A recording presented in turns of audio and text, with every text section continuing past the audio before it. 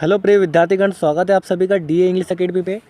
और आज की क्लास में जो हम करने जा रहे हैं वो टॉपिक हमारा पैसेज। तो आज की क्लास में अपन पैसेज को समझेंगे, किस प्रकार से आपको पैसेज को पढ़ना है, किस प्रकार से आपको क्वेश्चन के उनके आंसर देने हैं। तो सबसे पहले तो आप लोगों को क्वेश्चन को क्या पूरा रीड करना है। भले एक इंग्लिश कठिन विषय है, आपको क्वेश्चन के पूरे जितना आप पैराग्राफ पढ़ेंगे, पूरा पैसेज को पढ़ेंगे तो आपको पूरा हिंदी तो उसका समझ में आएगा नहीं, पर फिर भी हमें क्या है जितना पॉसिबल हो सके उसको एक बार डिटेल से पढ़ना है, जैसे कि हम लोग पढ़ रहे हैं अभी। इसी प्रकार से आपको एग्जाम में भी करना है। देखिए, पहला क्वेश्चन आएगा आपका, read the following passage carefully and answer the question given below. इसका मतलब होता है कि आपको पैसेज को रीड करना है सावधानीपूर्वक और नीचे दिए गए क्वेश्चन के आंसर इसमें देना है। फिर देखिए, जो पैसेज हमारे किसके बारे में है, डिसिप्लिन। क्या लिया है यहाँ पर word discipline. Must be enforced early in life. Discipline at home makes for the future greatness of a boy. It forms his characters and makes him a fit citizen. ठीक है, आप लोग भी रीड कर लीजिए। The child who is allowed to have his own way becomes wayward. यहाँ पर दिया है, the child who is allowed all sort of access like running about in the sun, exposing himself to cold, eating wholesale things, as जो हो गया यहाँ पर result will fall in frequently। Clear. यहाँ पर दिया, a child whose habits have been disciplined and who has been taught to rise early, attend to his lesson properly, to take physical exercise at the proper time and avoid things that are injurious will grow up to be useful member of the society.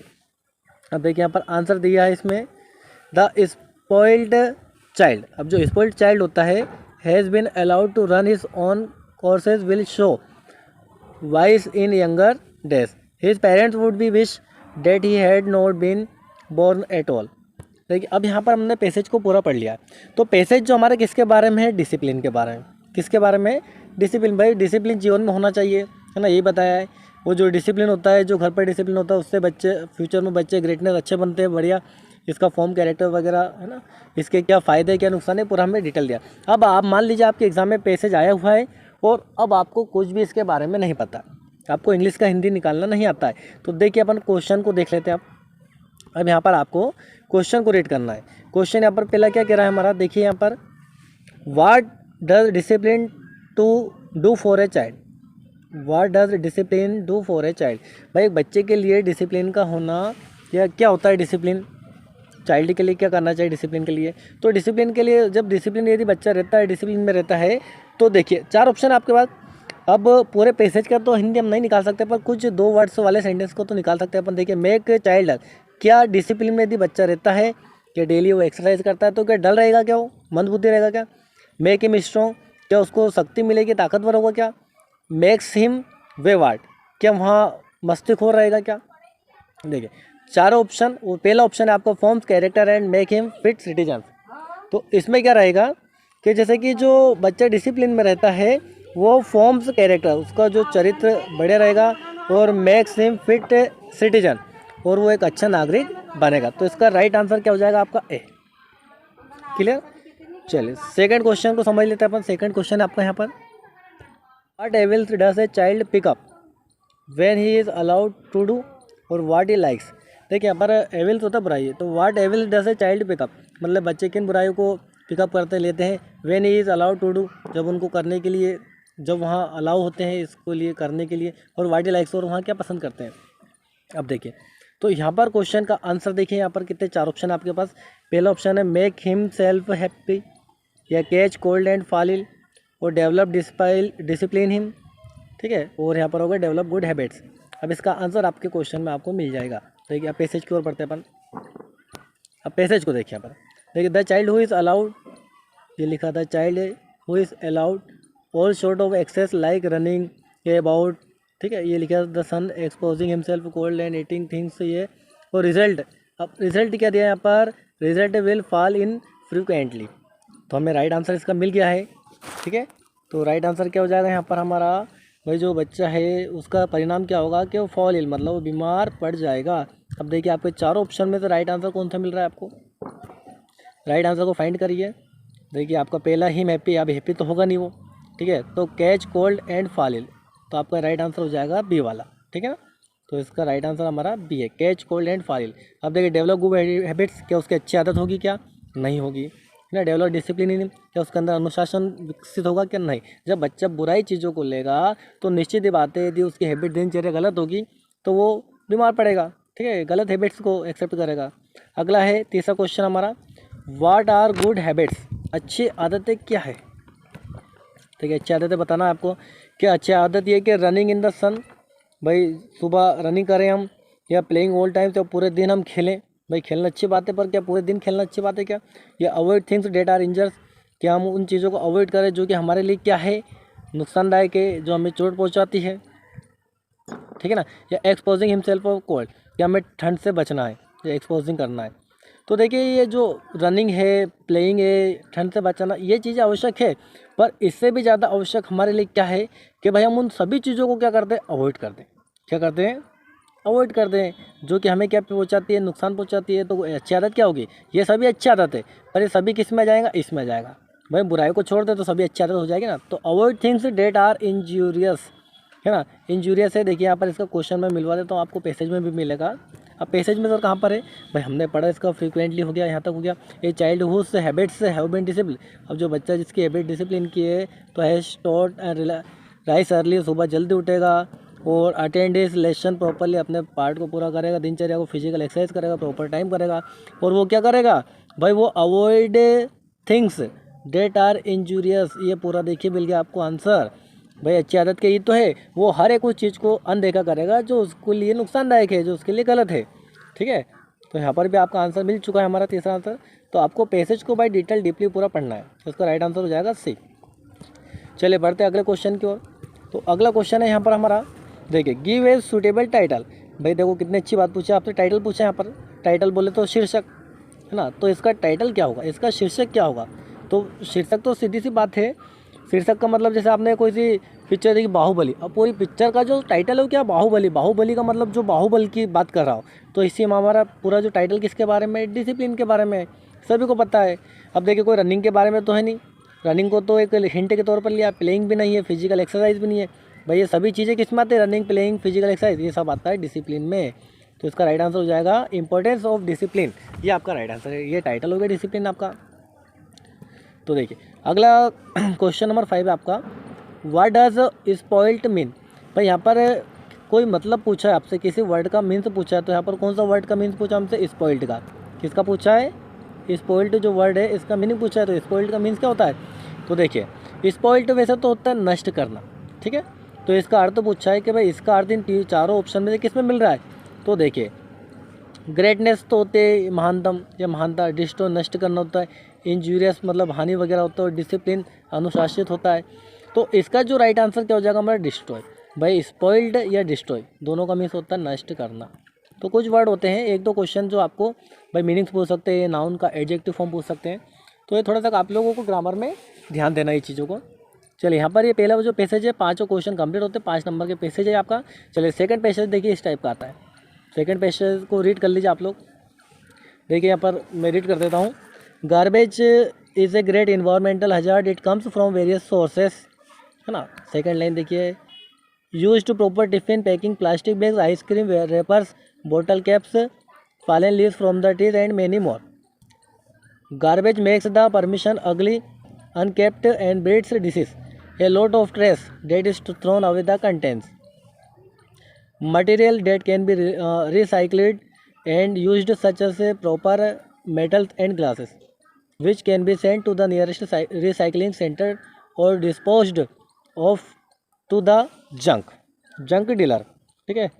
It also contains organic matter such as leaf which can enrich soil, fertilize a compost pit can be made a convenient location where the refuse can be placed with the layer of soil and occasional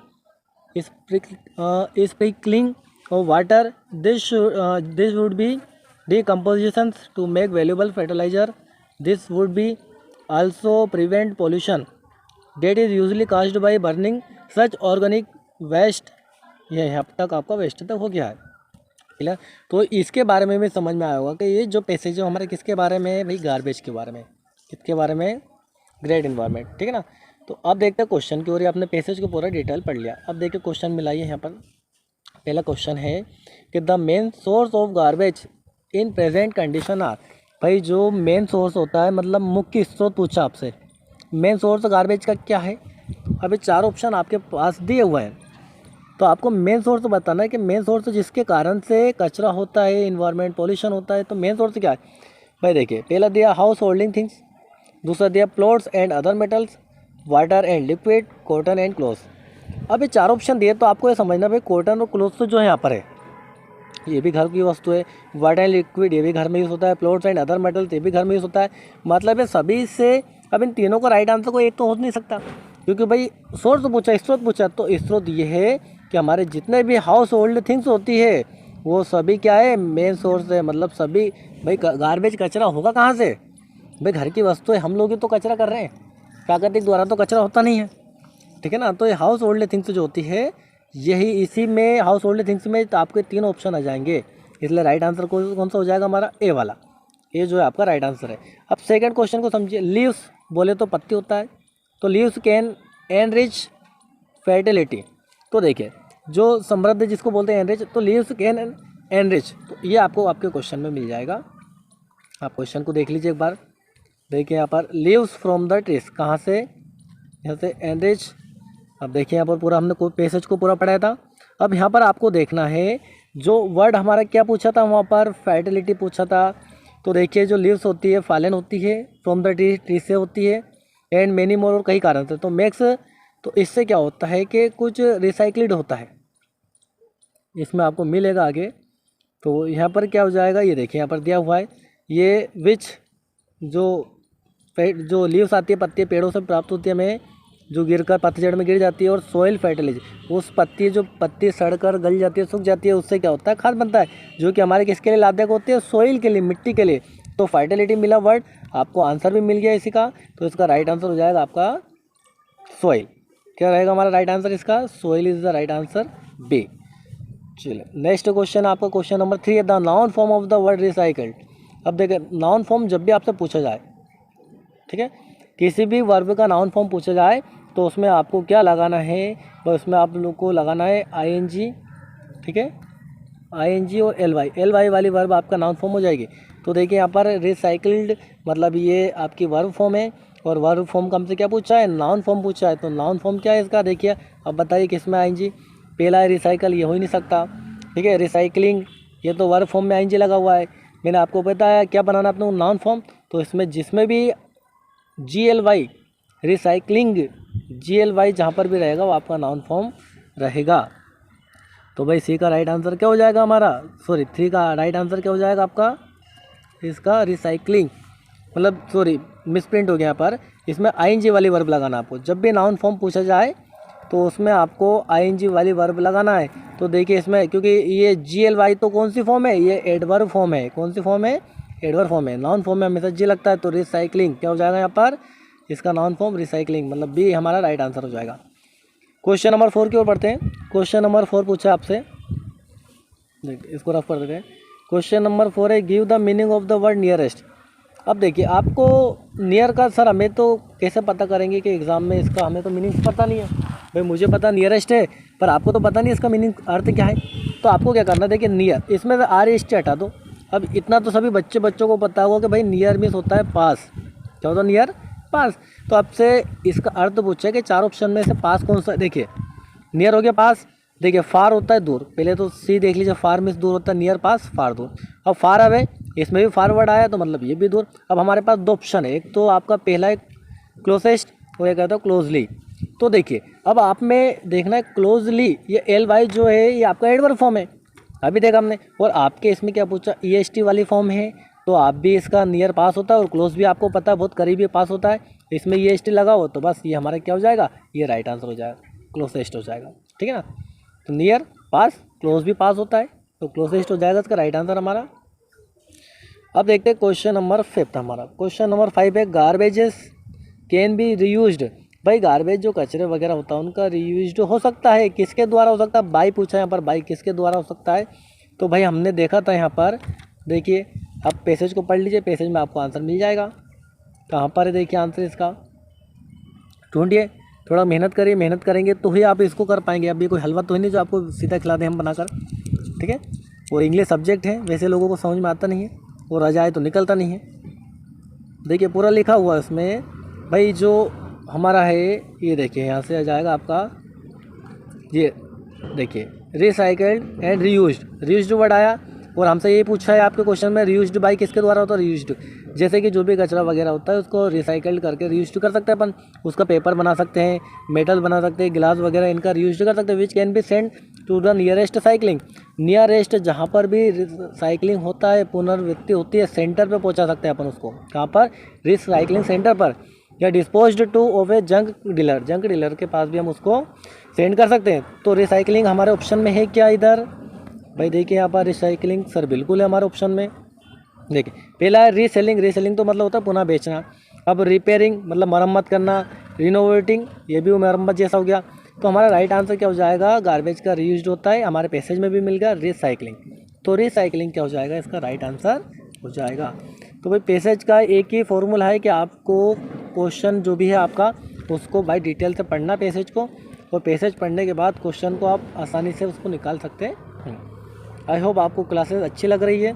यदि classes अच्छी लग रही है तो channel को like करें ताकि हमें मोटिवेशन मिले, और आगे भी हमें आपको इसी प्रकार के वीडियो बनाते रहे और आपको शेयर करते रहें।